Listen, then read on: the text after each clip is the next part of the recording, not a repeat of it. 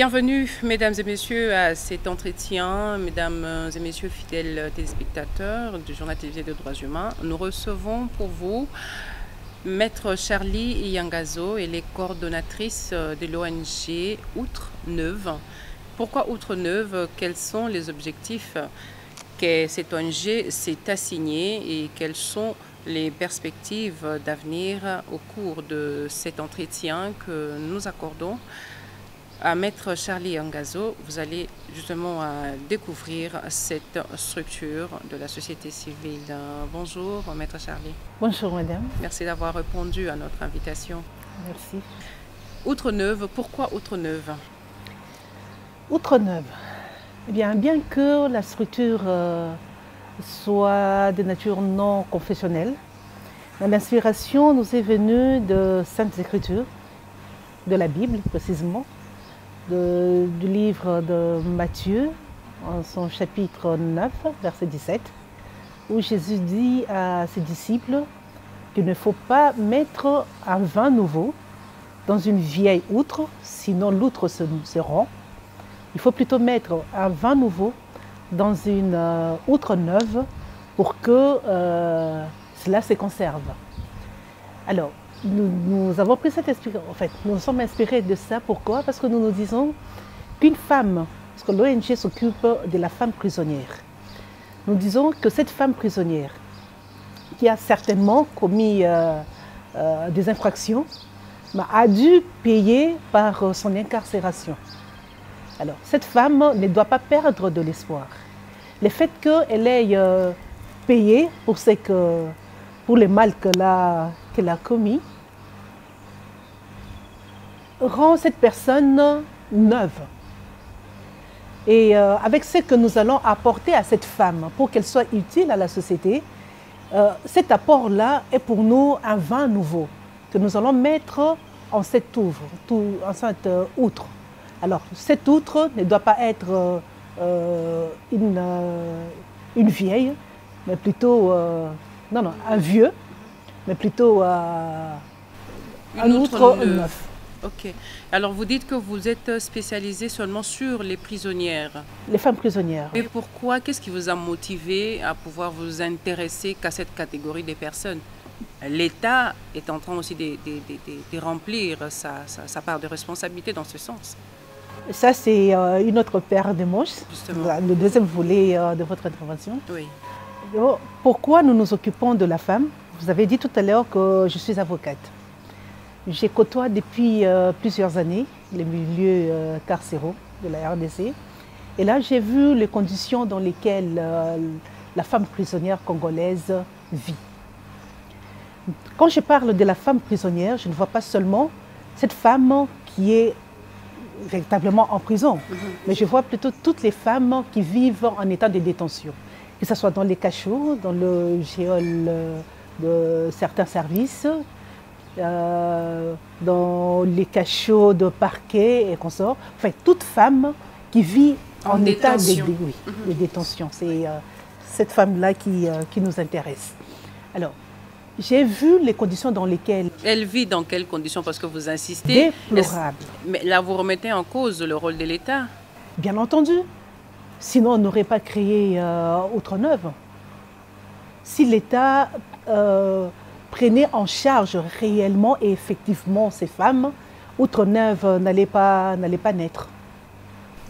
C'est parce que nous avons vu l'insuffisance de la prise en charge étatique que nous nous sommes dit qu'il faut peut-être prendre les choses en main et essayer de bousculer l'État pour que l'État puisse faire son travail.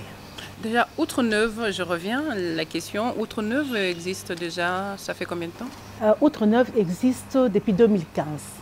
Mais déjà en 2015... Et les actions menées déjà, parce que déjà en 2015, aujourd'hui en 2019, on ne peut pas déjà remettre en cause l'action du gouvernement ou des autorités par rapport à ça. Je me dis que peut-être que vous n'avez pas assez de temps, pour faire cette analyse concluante comme quoi l'état des prisonnières est déplorable. Vous n'avez pas assez de temps.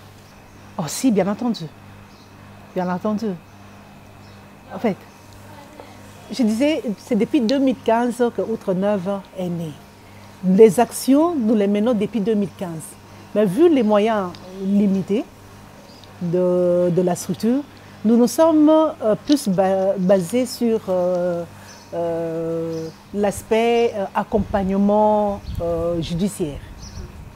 Parce qu'on ne pouvait pas s'aventurer à attaquer d'autres volets, parce qu'il y a bien des volets dans la structure, mais que nous n'osons pas encore exploiter vu les moyens limités. Mais du moins, il y a l'accompagnement judiciaire que nous apportons aux prisonnières, en fait aux femmes en état de détention, et également nous leur amenons quelques vivres dans la mesure du possible pour pouvoir tant soit peu soulager leur misère. Lorsque vous parlez d'un état déplorable, vous voyez quoi concrètement?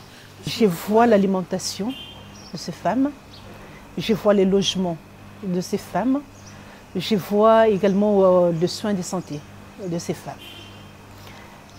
Parlons de l'alimentation, madame. Là, nous prenons les cas de Kinshasa, parce que Kinshasa, c'est les milieux phares. Et déjà, si à Kinshasa, les femmes prisonnières vivent dans un état déplorable, qu'est-ce qu'il en sera de femmes qui sont emprisonnées à l'intérieur? À Kinshasa, par exemple, sur le plan de l'alimentation, je ne sais pas si vous savez que la principale alimentation de prisonniers à Kinshasa, c'est des vungulés. Les vungulés. C'est composé de quoi pour ceux qui ne connaissent pas? Pour les hommes, c'est composé de maïs et des haricots. Et pour les femmes, on ne met pas les haricots, le maïs, mais c'est tout simplement les haricots que l'on accompagne soit du foufou, soit de riz. Mais il n'y a que ça que la prison offre aux femmes. Donc ces femmes doivent conditionner leur organisme à n'accepter que le haricot. Voyez-vous? Et parce que vous avez parlé de vungolé, je ne sais pas si vous savez ce que signifie vungolé. Vungolé, c'est la déformation du vocable « vous mourrez ». Imaginez, on donne la nourriture aux gens pour leur dire « mangez » et vous mourrez. Ça, c'est votre interprétation, maître, ou bien ce n'est pas une consécration quand même. Demandez à quiconque, sinon alors, dites-moi, vungolé serait en quelle langue? C'est un argot, par exemple, c'est comme l'argot en milieu de prisonnier, ça peut sortir comme ça, mais entrer en prison pour mourir de suite d'une alimentation, c'est quand même cruel. Parce que de toute manière, il n'y a pas que l'alimentation qui fait mourir les prisonniers. Ça, on va en parler. Ben, puisque vous doutez sur ce que je vous dis, que vungolé, c'est la déformation de vous mourrez, posez la question, même après l'émission, à quiconque fréquente la prison. Certainement, vous fréquentez bon nombre d'organismes ou des organisations non gouvernementales qui fréquentent nos différentes prisons. Posez-leur la question de savoir ce que c'est que vungolé et ce que signifie vungolé. On vous dira, en fait, une personne, les initiés savent que vungolé est la déformation de vous mourrez. Ça, c'est sur le plan de l'alimentation. Ça, c'est ce qu'offre la prison. Donc, les femmes qui sont abandonnées, qui ne reçoivent pas la visite de leurs membres de famille, ne doivent se contenter que de ça, du haricot. Sur le plan du logement, la prison de Makala, par exemple, vous savez, sur la prison de Makala a au moins 11 pavillons. Et sur les 11 pavillons, il n'y a qu'un seul qui est réservé à la femme. C'est le pavillon 9. Et dans le pavillon 9, il n'y a pas de cellules, contrairement aux autres pavillons. Il n'y a pas de cellules. Donc c'est pratiquement un grand local où l'on met tout le monde. Enfants. Il y a des matelas quand même. Il y a des matelas en bon état. Ça, je vais en arriver. Donc, on met tout le monde enfants, jeunes, adultes et même des vieilles. On les met là-bas. On ne prend pas en compte les degrés de criminalité de ces femmes. Voyez-vous? On ne prend pas en compte les degrés de criminalité.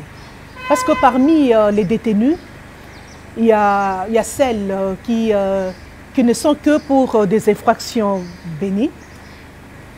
Et il y a également de celles qui sont incarcérées pour des infractions, en fait, pour des crimes proprement dit.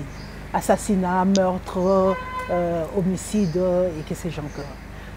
Donc, on ne prend pas en compte les différents degrés de crimes commis par les uns et les autres. Par ces femmes. Parce que là, moi, je m'occupe des femmes.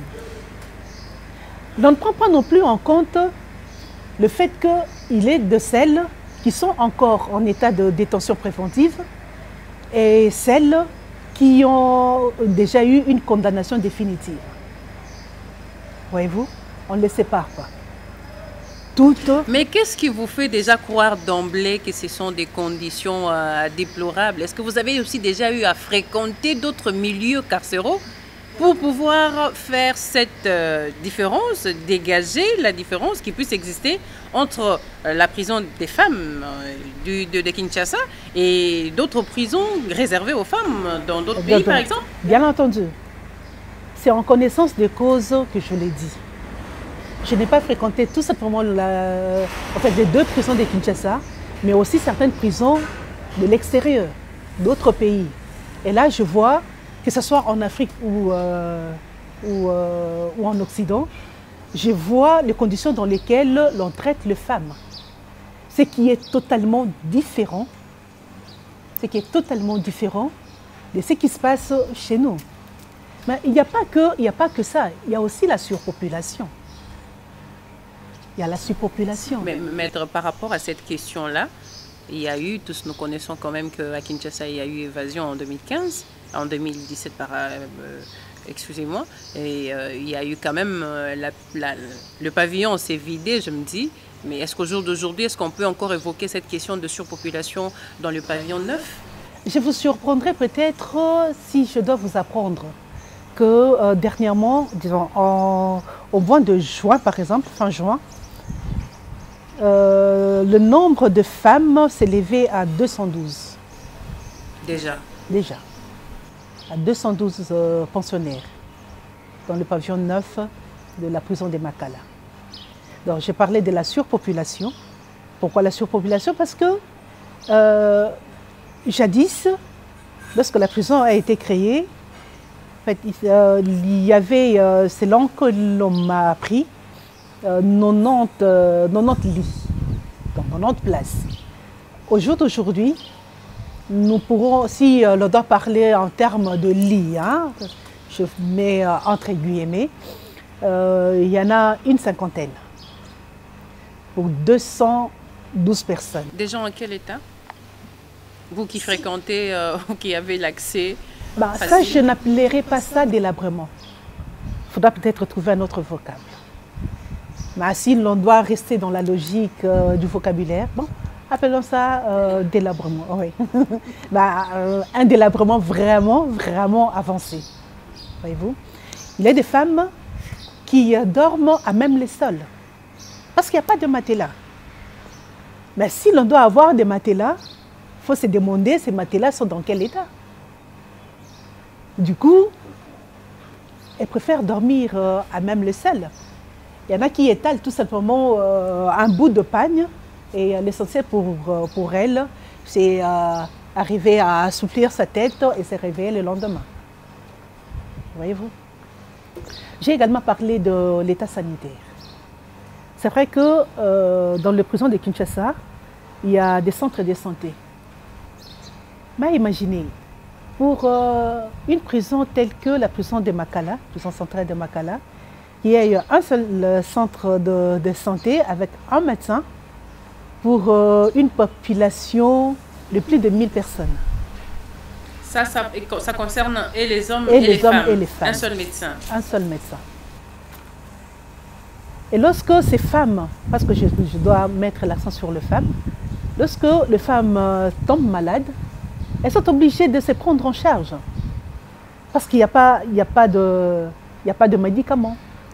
Le médecin, certes, peut avoir la volonté de soigner, mais il lui faut des moyens pour le faire. Il lui faut des moyens pour accomplir sa mission. Si l'on ne lui donne pas les moyens, si l'on ne dote pas le centre de santé de moyens adéquats, eh ben, j'ai une fois dit lors d'une audience, parce que j'intervenais pour une dame qui était malade, alors je devais demander sa mise en liberté provisoire du fait de sa maladie. Alors, il y a le ministère public qui me rétorque pour me dire qu'il y a un centre de santé et que la dame devait continuer à être soignée dans le centre de santé de la prison.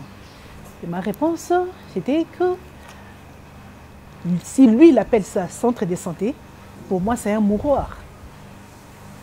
Accepter que ma cliente puisse continuer les soins là-bas, c'est directement l'envoyer à la... Revenons à vos actions. Maître, vous parlez de l'accompagnement judiciaire. Certainement, il y a des femmes que vous avez déjà suivies depuis. Est-ce que vous avez déjà eu à remporter certains procès et bénéficier, par exemple, la liberté de combien de femmes déjà pour Outre-Neuve? Outre-Neuve a beaucoup fait dans ce sens-là.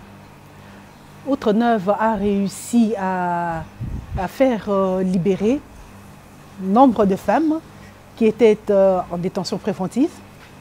Parce que là, nous avons également eu à assister des femmes qui n'avaient jamais connu, qui n'étaient jamais passées devant un juge, mais qui croupissaient en prison gratuitement, 2 ans, 3 ans en prison, sans jamais passer devant le juge. Nous avons eu à les aider. Nous avons eu également à faire recouvrer la liberté à certaines femmes qui étaient poursuivies pour telle ou telle autre infraction. Et en tout cas, de ces côtés-là, Outre-Neuve s'en félicite. Vous rencontrez certaines difficultés dans l'exécution de vos tâches? Bien entendu. Bien entendu. Les difficultés, c'est beaucoup plus lié aux moyens financiers. Mais justement, vous êtes une structure, vous êtes une ONG. Une ONG, on sait qu'elle survit d'abord de la part des cotisations de ses membres.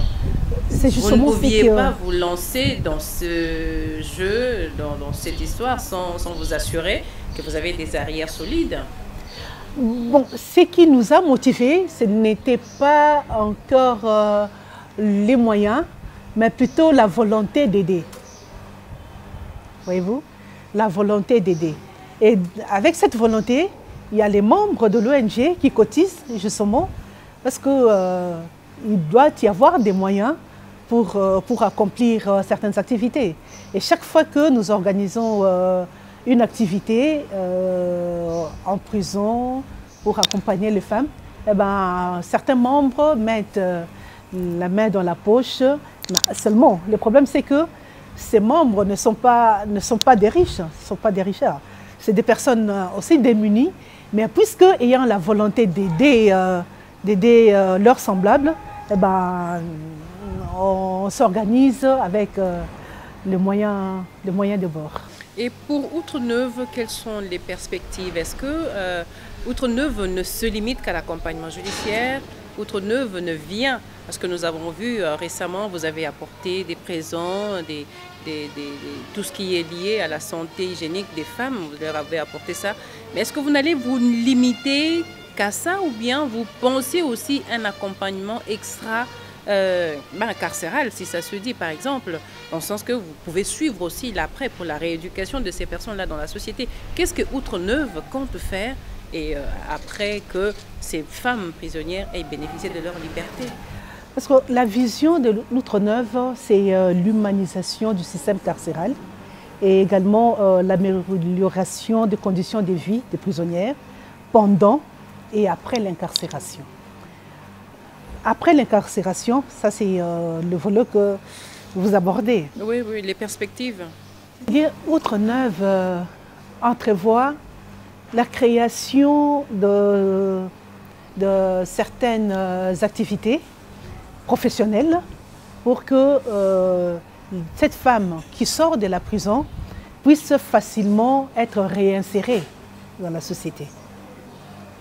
Outre-Neuve n'a pas encore de moyens, mais prévoit de créer certains centres de formation, par exemple, pour pouvoir former déjà les femmes qui sont en prison, pour qu'après leur incarcération, elles ne soient plus dépendantes de leur famille, qu'elles ne soient plus une charge pour quiconque, mais soient en mesure de se prendre en charge.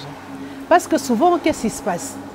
Une femme qui a été emprisonnée, qui a commis certaines infractions, par exemple liées à la propriété, parce qu'en passant, nous avons constaté que nombre de femmes qui sont en prison les sont souvent pour des infractions liées à la propriété. Stélionnat, abus de confiance, vol et autres. Alors, une femme qui a été incarcérée, par exemple, pour vol, on s'est dit, si elle a volé, c'est qu'elle elle était dans le besoin. Alors, lorsqu'elle a fini sa prison, pour qu'elle ne puisse plus retomber dans le vol et retourner en prison, il faut lui trouver une activité pour qu'elle arrive à se prendre en charge.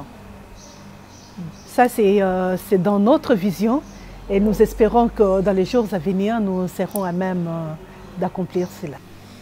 Merci beaucoup, Maître Charlie Yanganzo, d'être passé à la barre aujourd'hui. Merci. Je crois que ça aura été là votre mot de la fin, à moins que vous en ayez encore d'autres pour pouvoir ajouter, si vous avez quelque chose d'autre d'ajouter. Nous en appellerons à quiconque nous suit, et pris de bonne volonté, de prendre à cœur cette catégorie de personnes. Parce que généralement, cette catégorie est oubliée. Elle est oubliée, d'où notre créneau, oublié mais jamais abandonné. Donc, ces femmes ont besoin de soutien. Ces femmes ont besoin d'être accompagnées. Si déjà les femmes qui sont en liberté vivent en précarité, qu'est-ce qu'il en sera de celles qui sont incarcérées?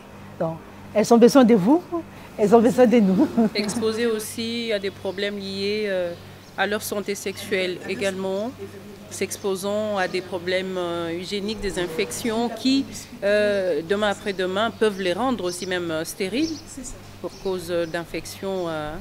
Et donc tout ça, ce sont des questions que vous devez aussi inscrire dans votre programme. C'est même dans cette optique que récemment, parce que vous en avez même évoqué, que nous avons amené des serviettes hygiéniques à ces femmes pour leur faire comprendre que même si elles sont dans cet état-là d'incarcération, mais elles ont besoin d'une hygiène menstruelle. Parce que comme vous le dites, ça peut les amener à connaître le IST, en fait, des infections sexuellement transmissibles et même des maladies sexuellement transmissibles. Et c'est dangereux pour leur santé sexuelle.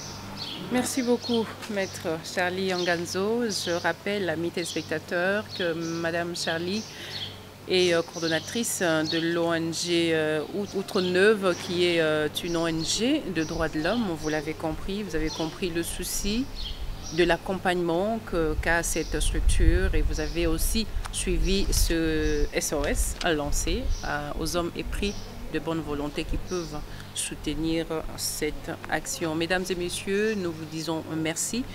Vous nous avez suivis à partir de l'hôtel Meriba, cet espace qui nous a accueillis aujourd'hui pour pouvoir tourner cet entretien. Merci, amis téléspectateurs, vous qui nous avez suivis à partir de nos chaînes partenaires, mais également sur notre chaîne YouTube, JT de droits humains.